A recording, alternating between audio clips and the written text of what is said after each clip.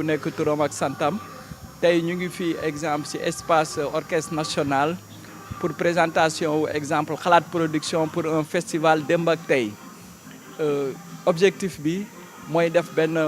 point de presse exemple pour lancement officiel u point de presse bi avec l'équipe technique u xalaat production ñu démarrer exemple activité yi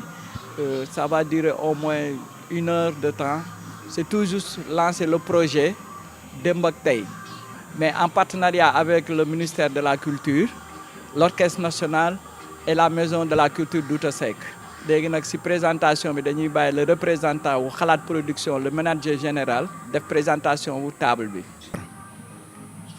maa ngi leen di nuyu di leen sant di leen delloo njukkal groupe xalaat production ñoo fi daje tey pour def benn point de presse ci lancement festival bi ñu bëgg a def démb ak tey mais festival bi moyen c'est-à-dire de financement duñ ko mun a def ren parce que y a eu de beaucoup de problème mu Covid ak yeneen problème yu ci rax moo tax ñu ne dañuy def benn festival minimaliste tout court boo xam ne c'est mercredi 12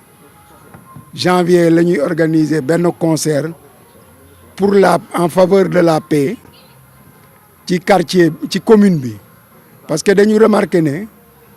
que élection locale yi di ñëw gis nañu violence bu bëri ci dëkk bi te bon ñu ne nag loolu jaru ko li gën a rafet mooy que protagonistes yi ñu génne ay idées tegal nit ñi ay projet moo gën xuloo bi ñiiroo bi ak ŋaayoo bi parce que Médina ñun ñëpp a ko bokk ba pare dëkk bi ñun ñoo ko bokk ñun ñëpp benn lañu bon ku am sa projet am sa idée ñu éduquer ci jeunes yi ak les femmes moo gën ñuy di xuloo di ŋaayoo di ñiir parce que jaru ko ku am sa idée am sa projet bu baax boo ko waxee population bi nit ñi dinañ comprendre bu ñu comprendre bon defe naa ne dinañ ku yàlla tabba rek ñu wooteel la moo gën moo tax ñu ne dañuy lancer concert pour la paix ñun nag du ñu ay politiciens sincèrement dañu ko def nii rek du suñu initiative bu bopp la ñaanuñu kenn dara ñun ak waa orchestre national ñooy organiser fii parce que dañu am partenariat ak ñoom pour liggéey ensemble ñun ak ñoom pour yokk capacité remarqué nañ ne jeunes yi nekk fii ci Médina di def musique am nañu capacité bu bëri mais pour ñu mun a capacité boobu ñu mun ko développer il faut ñu jàngal leen jàppale leen si la ñuy waxtaan ak directeur orchestre national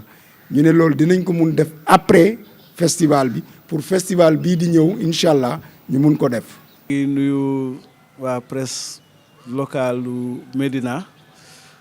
di leen remercier aussi si seen initiative yi ñu jël ay initiative ay jeunes yu jël ay initiative pour représenter la presse locale di ñu jéem a jox le timbre donc de notre vie quotidienne donc loolu gis nañ leen ngeen koy liggéey ak courage gis nañ leen ngeen koy liggéey ak abnégation gis nañ leen ngeen koy liggéey ak engagement boobu nag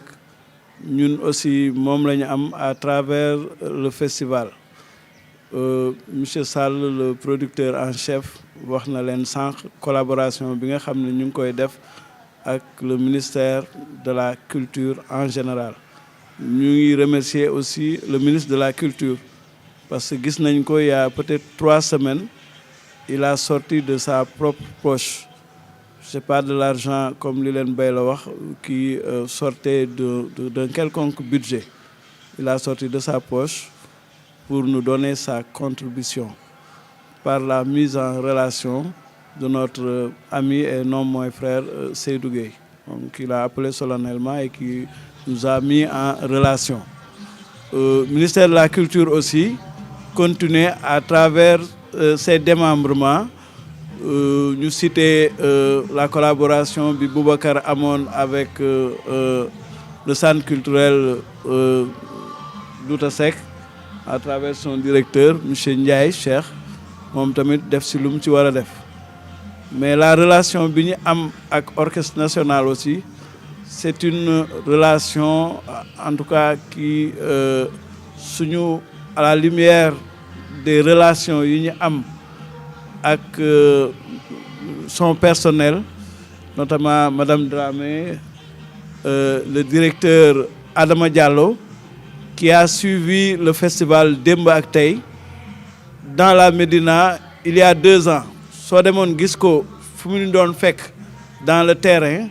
da nga doon wax kii sax ban genre nit la il a donné beaucoup d'énergie au festival Demba ak Tay. Monsieur Sall a dit tout à l'heure que dañu bëgg am comme challenge la formation des jeunes de la Médina et du Sénégal. Les jeunes de la Médina et du Sénégal dans les métiers de la musique, dans la maîtrise du solfège et dans la maîtrise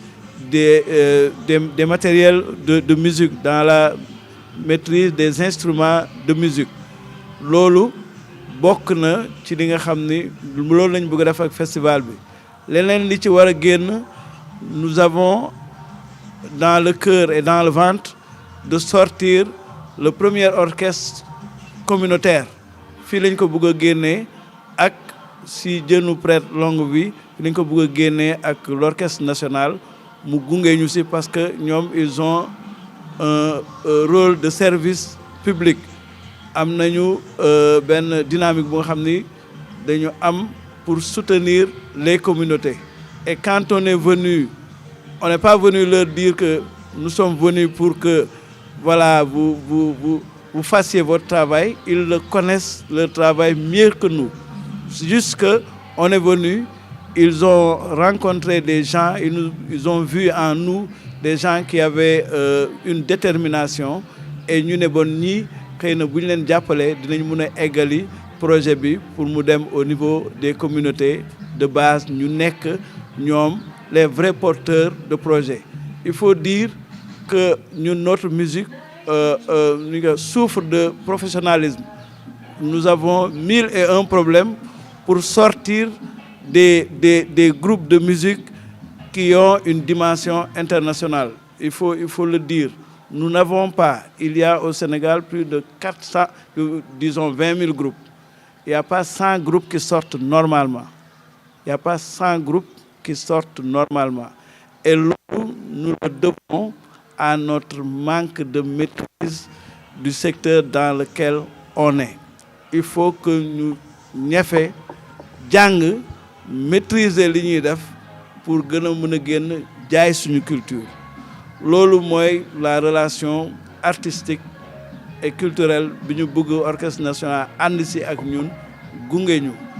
Alors on a pris effectivement parce qu'on avait des difficultés pour faire un festival à la taille de ce qu'on avait dans le cœur, mais on ne peut partir au marché qu'avec ce que l'on a. On a dit on va faire un petit pilote. Bu ñu defee pilote bi wone li ndaw li mooy wone li mag li ñi nga xam ne moom la ñu bëgg a def. On s'est dit comme on a dit qu'on va faire un point de presse pour expliquer ça. maa ngi nuyu ku nekk sa tur ak sa sant di nuyu d'abord la population de la Médina. Je suis le chargé de production de l'orchestre national. Je représente en fait à travers le ministre de la Culture, le directeur de l'orchestre national et Madame Dramé moom moo ne tey naa ko waxal man Madame Dramé qui est là moom moo ne naa ko waxal. D'abord l'orchestre national ñu ngi leen di remercier di partenariat bi ñu am ak Demba ak Tay ñu am le projet qui s'intitule Demba ak Tay. En fait man c'est l'enracinement ouverture et puis mu nekk paix et musique ndaxte deux choses lañ fi wax le projet on l'a ñu ngi ciy liggéey bu baax a baax paix et musique jàmm ak musique ndax jàmm du amul musique du béggee du am musique du amul tamit defe naa musique saa yu amul moom musique moo ëmb lépp. Bon l'orchestre national a comme mission de vous accompagner cadre bi ngeen nekk ni tey mooy cadre ëtt bi. On a parlé de la formation et espace d'expression. Moo tax ñu créé ce cadre-là qui est symbolique. Moi, cadre tous les jeunes qui n'ont pas l'orchestre national a une commission d'accompagner et de soutenir les jeunes qui n'ont pas les moyens. Et puis de les former aussi. Looloo tax tey l'orchestre national et puis orchestre national mi ngi basé Médina. Defe naa nag dooy béy da ngay béy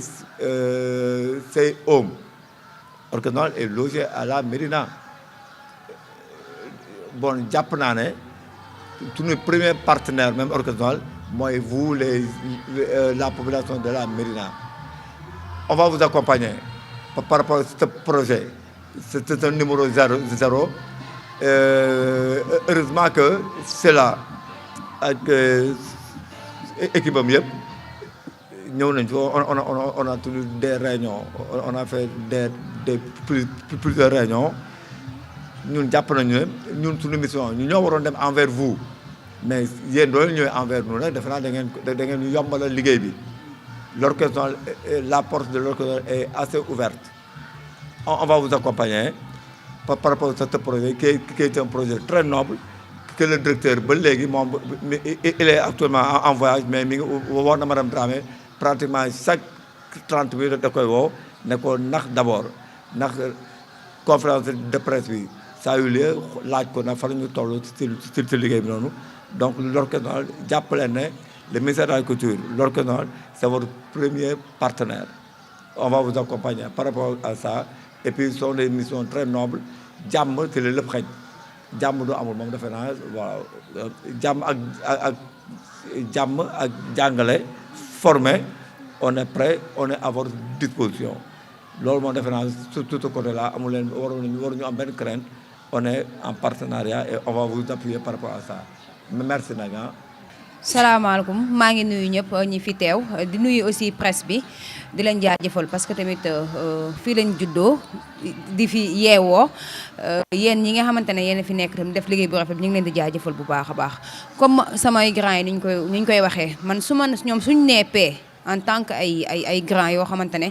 yàgg nañ fi ñun jeunes yi ñun kon nan la ñu war a def parce que ñun ñooy jeune Médina fii lañ juddoo fii la ñuy yeewoo te fii lañ xam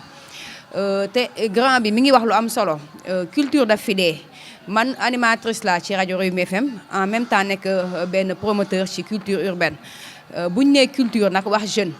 te culture dee na fii ci Médina sax laay wax parce que boo gisee lu ci bëri ci jeunes yi comme ni mu ko waxee groupe yu bëri ñi ngi fi nekk mënuñu génnee mënuñu dem dañuy tas te li koy waral mooy ñàkk moyen te moyen yi du kenn ku ñu ko war a jox ku dul suñuy maire dañ leen a soxla bu baax xam nga lii biñ ko dalee taxawal ak léegi yàgg na mais ba léegi mënul sotti parce que ku ne teg wax génnee te ku ne génnee xaalis la te amuñu ko si suñuy poos dund bi dafa metti dëkk bi dafa metti donc ñuy sooxe te ñoom am nañ ci dañ ci am part responsable parce que kees yi ñu yor ñoom ñun dañ cee am ñun ñu nekk ci culture bi dañ cee am donc dañ ñu war a jox ñun lu ñu moom ñu mën a defar dëkk bi parce que xale mooy defar dëkk lu am solo la. festival bi nag teg nañ ko sonn nañ ci trop grand yi maa ngi leen di masawu parce que ñun ñi xale ñun ñoo sonn waxuma la ñoom ñi nga xamante ne ñoom ñooy mag. Donc sonn nañ ci trop di nag xaar bu baax a baax beneen édition bii di ñëw ñu am ay partenaires loolu la ñuy xaar ñu am ay partenaires yoo xamante ne dañuy jàpp ci festival démb ak tey buñ nee festival démb ak tey li démb la ñuy indi tey te li tey tamit am na solo donc dañuy xaar partenaires yi bu baax a baax a baax surtout ñi nga xamante ne ñoom ñoo nekk ci locaux mairie yi ñu ngi leen di xaar parce que ñun suñu lépp dafa nekk foofu noonu ñoom ñoo war a jàppale jeunes yi bu baax a baax ba ku nekk mën a avancer ci li ngay def waaw loolu daal man defe naa ne di woo ñëpp nag pour gars yi mën a ñëw le 12 bi incha allahu rabbi man moom sama wax comme ñoom wax nañ lépp jarul muy sore partenaire daal la ñuy xaar man foofu laa gën a taxaw merci beaucoup